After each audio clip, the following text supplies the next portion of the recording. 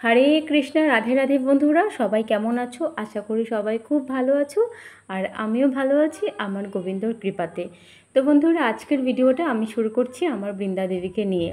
তো আজকে আমরা সকলেই জানি আজকে মহাযোগিনী একাদশী ব্রত। তো আজকের দিনে আমরা সবাই সুন্দরভাবে যোগিনী একাদশী ব্রত পালন করব।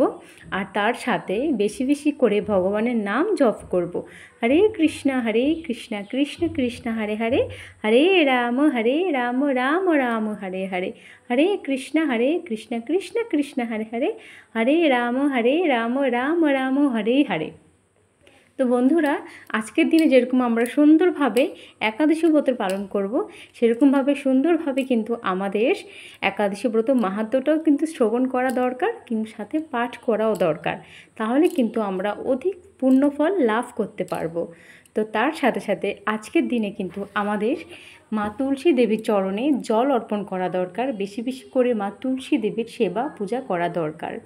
তোমরা দেখতেই পাচ্ছ বন্ধুরা, আজকের দিনে আমাদের মা তুলসী দেবীকে তোমরা যত বেশি বেশি করে মা তুলসী দেবীর পূজা করবে, মা তুলসী দেবীকে জল অর্পণ করবে, আর মা তুলসী দেবীকে ফুল দেবে, মা তুলসী দেবীকে ধূপ দিয়ে মা তুলসী দেবীর আরতি করবে, ভগবানের নাম জপ করবে বেশি বেশি করে, সবাই গীতা পাঠ করবে, তাহলে কিন্তু অবশ্যই তোমরা অধিক ফল প্রাপ্ত হবে। আর অবশ্যই কিন্তু ভগবানের চরণে তোমরা ঠাঁই পাবে।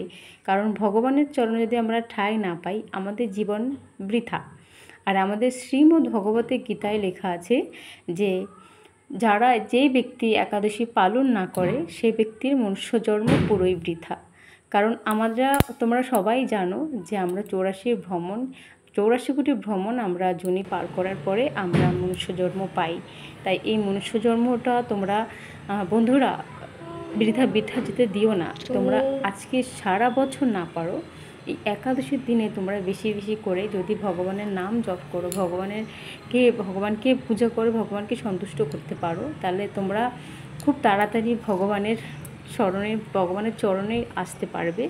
আর যারা সংসার জীবনে দুঃখী আছো, তাদেরকে কিন্তু অবশ্যই ভগবানকে সেবা করে ভগবানের পূজা করে তাদেরকে কিন্তু অবশ্যই সংসার জীবনে সুখী হওয়া উচিত।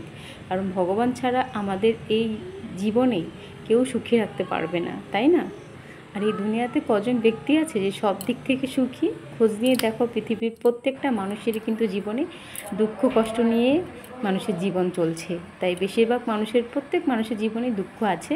তাই আমি বলবো, একাদশী ব্রত সবাই পালন করো, সবাই ভগবানের চরণে আসো, ভগবানের শরণে আসো, অবশ্যই ভগবানকে স্মরণ করো, ভগবানকে নিয়ে থাকো, তাহলে অবশ্যই তোমরা কিন্তু ভগবানের চরণে খুব তাড়াতাড়ি ঠাঁই পাবে।